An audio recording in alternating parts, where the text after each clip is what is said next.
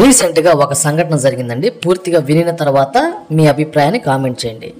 Social మీడియాలో ఒక video బాగా వైరల్ అవుతుందండి. ఆ వీడియోలో ఒక తెలుగు వ్యక్తి ఏమంటున్నాడంటే, ఒక గుంపును చూపించి అమెరికాలో 7 లక్షల మంది ఒకటే రోజున క్రైస్తవ మతం వీడి హిందూ మతంలోనికి వచ్చారు అంటూ ఒక వీడియో అనేది చూపిస్తున్నాడు.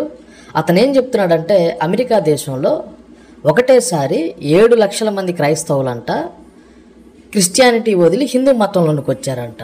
దానికి ప్రూఫ్గా ఈ వ్యక్తి ఏం చూపిస్తున్నాడంటే, ఒక గుంపుగా ఉన్నటువంటి ఒక వీడియోని చూపిస్తున్నాడండి. చాలా జాగ్రత్తగా వినాలి అందరూ కూడా. యాక్చువల్గా ఆ వీడియో మీకు ఒరిజినల్ వీడియో మీకు సోషల్ మీడియా యూట్యూబ్లో దొరుకుతుంది. ఏం జరిగిందంటే, జర్మనీ అనే ఒక ప్రాంతంలో ఒక 5,000 మంది హిందువులు ఒక ర్యాలీలాగా ఒక పండగ అనుకుంటాం, అదొక పండగ, హిందూ పండగ.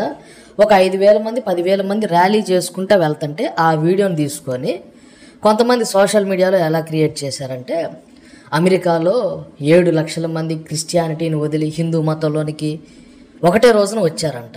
ఏమండి, ఒకటేసారి 7 లక్షల మంది మతం మారితే అది పెద్ద న్యూస్ అయిద్దండి.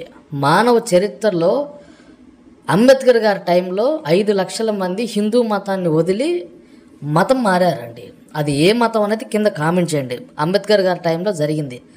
మీరు ప్రపంచవ్యాప్తంగా చూసినట్లయితే చాలా సందర్భాల్లో కొన్ని లక్షల మంది క్రిస్టియానిటీలోకి వచ్చారు.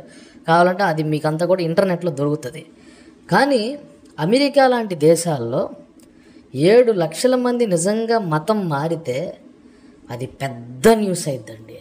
కొంతమంది ఫేక్గా ఇలాంటి వీడియోస్ క్రియేట్ చేసి మతాల మధ్యన గొడవలు పెట్టే విధంగా కొంతమంది ఫేక్ వీడియోలు క్రియేట్ చేస్తున్నారు. సో ఇప్పుడు నేను చెప్పినటువంటి విషయాన్ని మీరు కూడా వెరిఫై చేయండి. అంత మాత్రమే కాదు, మీ అభిప్రాయాన్ని కామెంట్ అయితే చేయండి. ఖచ్చితంగా ఈ వీడియో మీద మీరు స్పందించండి.